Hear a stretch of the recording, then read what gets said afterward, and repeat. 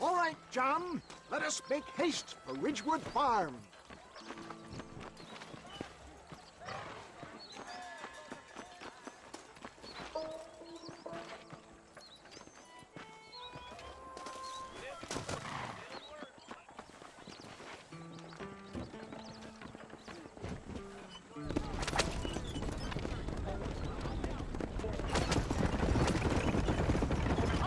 I heard about you, Mr. West Dickens. And I about you, John Marston.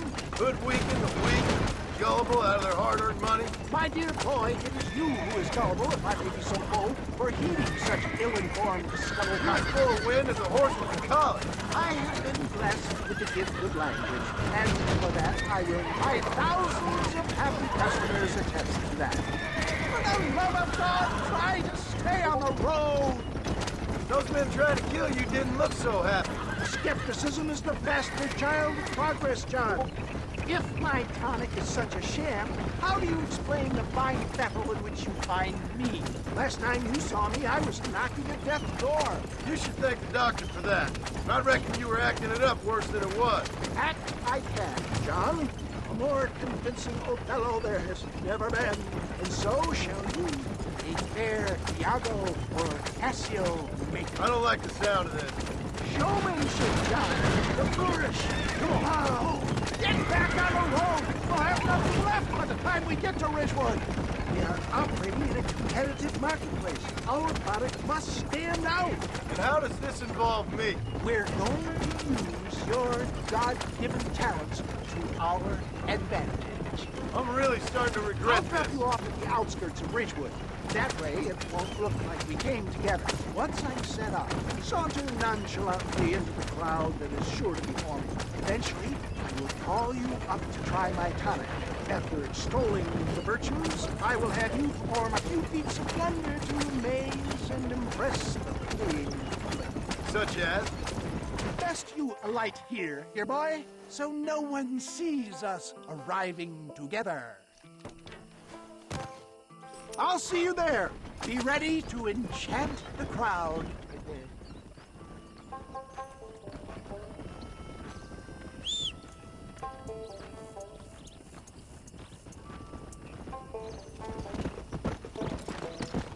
Let's go.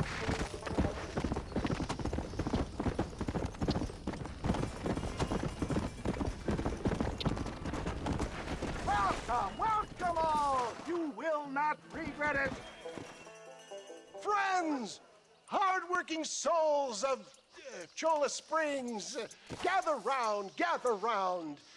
Do you suffer from rheumatism, lumbago, acute chronic sciatic, neurologic, or inflammatory pain? Well, I represent the only company that makes the genuine article that cures headaches, neuralgia, earache, toothaches, backache, swelling, sprains, sore chests, swelling of the throats, contracted cords and muscles, anxieties and ravaged nerves, stiff joints, wrenches, dislocations, cuts and bruises, and it adds vitality and vigor to the healthy man. But can you prove it, old man? Oh, I'm sure there's some customer here who could prove the qualities of it by taking a drink right now. You, sir, come up here. Step right up.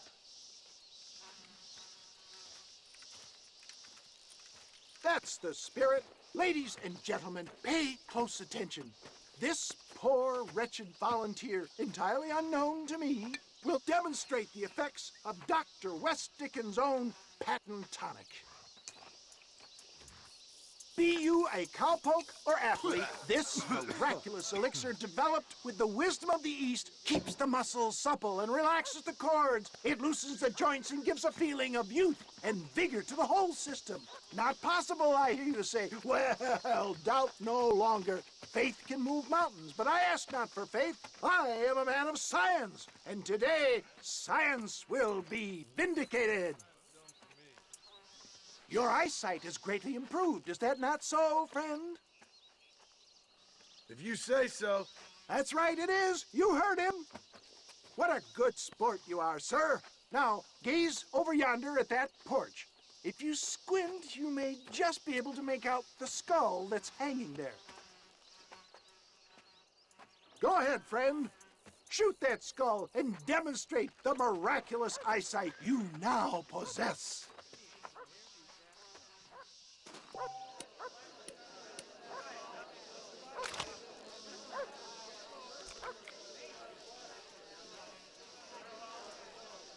Come on. Wait, he is still adjusting to his powerful new eyes. Try again, friend. The tonic may still be taking hold. I knew he was lying.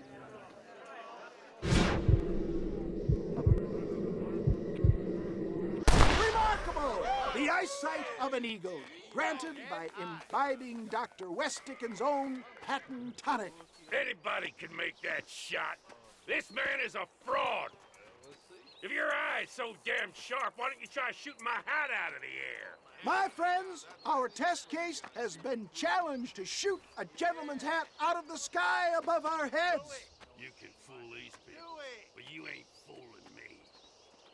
Right. Let's just see how sharp you is with a moving target.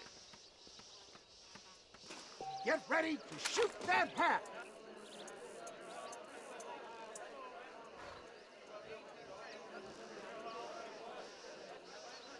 You ready to get embarrassed again?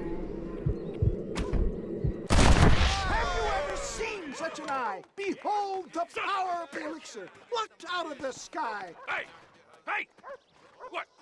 You think you can put a hole in a man's hat and just walk away, do you? Hey, it don't work like that around here, mister. Come on! Are you a man or not? A challenge of battle has been offered to our volunteer. Let the battle commence!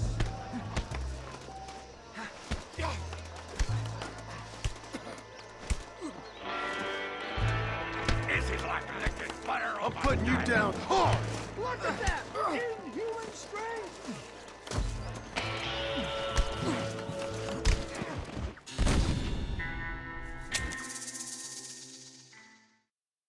Look at him! The tonic is coursing through his veins! Who the hell do you think you are? That's tonic Look at will this save great you! tonic has afforded him! There it is, skeptics and dissenters! Irrefutable proof! Do not let this opportunity pass you by! Look, he's over there. Go get him. This ends now! Watch out! He's got a gun! Who the hell do you think you are? You ain't leaving here alive! Hello there.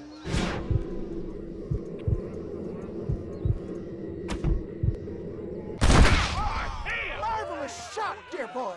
The kind of deadly accuracy that can only be afforded by the West Dickens elixir. Come, I have plenty for all. You'll be fine. Get out of my way. Hey! Where are you going? I want a bottle. Get me a bottle, please. One of them, right here. No harm in trying one bottle, I suppose. Well, I think that went kind of well, don't you? I'm just glad that my normal job involves either chasing after cattle or murderers. Not the likes of you, mister. Don't be like that. Now, if you'll excuse me, I'd like to say my goodbyes, head on back to the real world. Wait, sir. I've been thinking about your predicament, and I think I may have an idea. I've been thinking I could be your cunning Odysseus. Beware of the Greeks bearing gifts, sir. Williamson had better beware. We will make them into Trojans. I don't rightly get you. I want you to go and see my old friend Seth. He can come across as a little curious, but I'm sure you two will get on. He's most often found at Coots Chapel. He's very devout. Why see him? Because between him and me, we can get those gates to open for you, and you can walk right in, just like in Homer's great Trojan yarn. Howdy.